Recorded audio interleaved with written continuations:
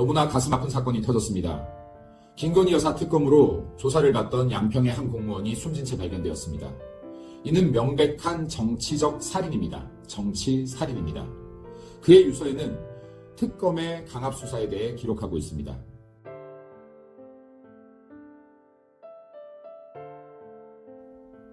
특검 제도는 1999년 미국에서 도입되었습니다.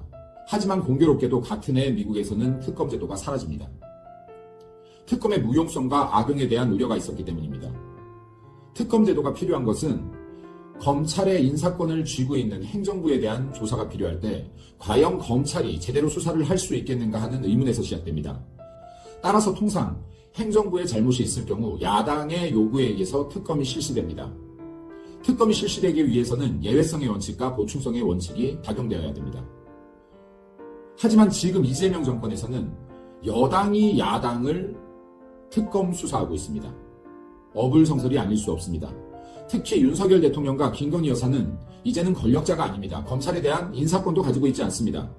이들에 대한 특검을 통해 수사를 할 이유가 전혀 없습니다. 그럼에도 불구하고 이재명과 민주당은 끝끝내 정치적인 수사, 정치적 특검을 악용하고 있습니다. 이 과정에서 제대로 된 증거조차 확보가 되지 않으니 증거를 강압하려고 합니다. 증언을 강압하려고 합니다. 이야말로 정치적인 보복이 아닐 수 없습니다. 문재인 정권 당시 900명이 넘는 사람들이 수사받고 조사받았습니다. 200명이 넘는 사람들이 구속되었습니다. 5명이 목숨을 끊었습니다. 이재명과 이재명 정권 그리고 민주당이 묻습니다. 이번에는 얼마나 많은 사람들의 생명을 앗아가야 이 정치 보복을 끝낼 셈입니까? 지금 당장 윤석열 대통령 특검과 김건희 여사에 대한 특검을 중단하기 바랍니다. 그리고 국민 앞에 양평 공무원의 사망사건 명백하게 진실을 밝히기 바랍니다. 저 김민수 국민들과 함께 이재명과 이재명 정권에 강력히 촉구합니다. 특검을 특검하십시오. 이재명 재판 속개하십시오.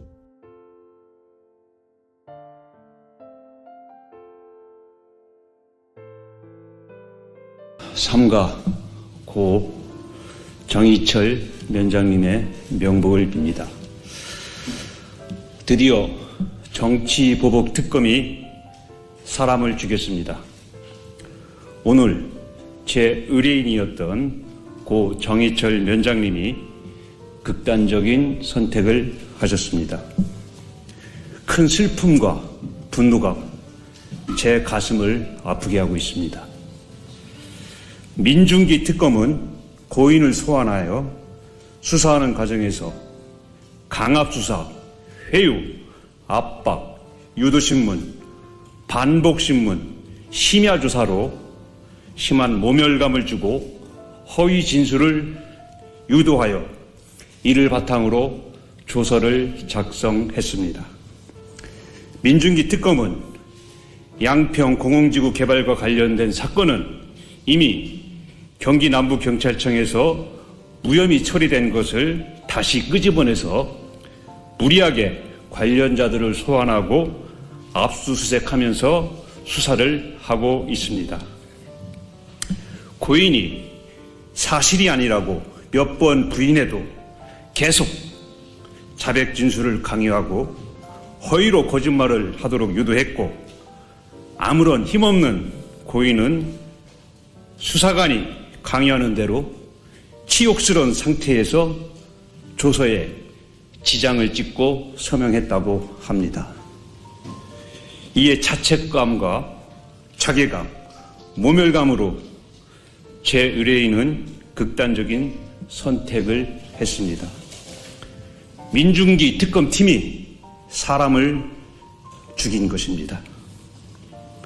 저는 유족들과 상의하여 고인의 원혼을 달래고 더 이상 선량한 국민들이 억울하게 죽어나가지 않도록 무소불위의 특검에게 가혹행위를 당하지 않도록 하기 위해서 민중기 특별검사와 담당 수사 관련자들을 직권남용, 가혹행위, 허위 공문서 작성죄 등으로 고소하여 엄중한 법의 심판을 받도록 하겠습니다.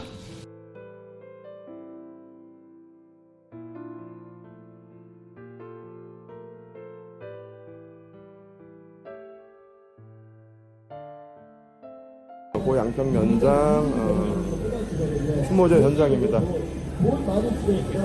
광화문 2번 출구역이에요. 광화문 2번 출구역 바로 앞에 있습니다. 그런 사태에 대해서도 자기들은 기비하기가 의아한 안건이 아니겠습니까? 그 안에 부활공원 사태 때 사망 기간도 되지 못한 아기가 사망을 하게 되었습니다. 부활공원 사고 때 얼마나 안타깝습니까? 애국자분들께서 지금 그래서 나도 의장을 보라 조문하고 계십니다. 그래서 자기한테 전향하고 나도 좌파를 전향하래요. 그래서 좌파를 전향하면 한 달에 500만 원씩을 주겠답니다. 한 달에